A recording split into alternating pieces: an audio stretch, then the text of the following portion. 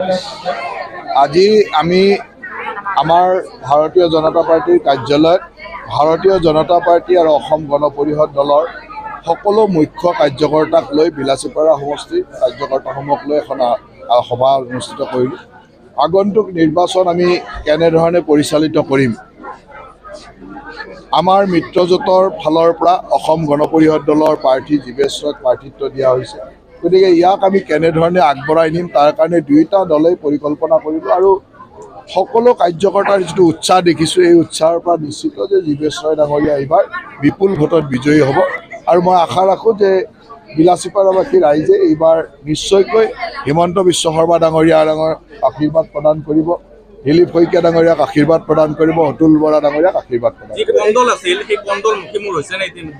আমাৰ তাততো চাওক, ক'ৰবাত যেতিয়া এটা ঘটনা এনেকুৱা ধৰণৰ ঘটনা হয়, তেতিয়া মনত এজন দুজন মানুহৰ দুখ থাকে।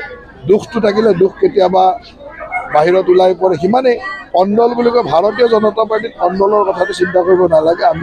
আমাৰ দলটো সুশৃংখলিত দল। মনত দুখ দুই চাৰিজনৰ আছে, বেছিভাগৰে নিৰাময় হৈছে, দুই চাৰিজনৰ নিৰাময় হ'বলৈ অলপ সময় লাগিব। এইবাৰৰ নিৰ্বাচনটো আমি AGP, BJP বা BPF বুলি খেলা নাই। এইবাৰৰ নিৰ্বাচন খেলিছোঁ ৰাষ্ট্ৰীয় গণতান্ত্ৰিক মৰ্চা হৈছে। গতিকে ৰাষ্ট্ৰীয় গণতান্ত্ৰিক মৰ্চাই প্ৰাৰ্থী হিচাপে দিছে সকলোতে। ইয়াতে AGP চিম্বলত নিৰ্বাচন খেলিব, ইমানেই। মইতো নাভাবোঁ প্ৰতিদ্বন্দ্বী এতিয়া কোন হ'ব সেইটো ধৰিব পৰা নাই। কাৰণ আমি আটাইতকৈ আগত আছোঁ, বাকীবিলাকতো আৰু কংগ্ৰেছো আছে, UDF আছে, ৰাইজৰ দলো আছে, থাকিব আৰু তেওঁলোক কোন ক'ত আগবাঢ়ি যায় নাজানো। এতিয়ালৈকেতো আমি যথেষ্ট সবল স্থিতিত আছোঁ।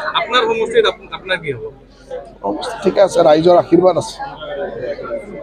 ধন্যবাদ।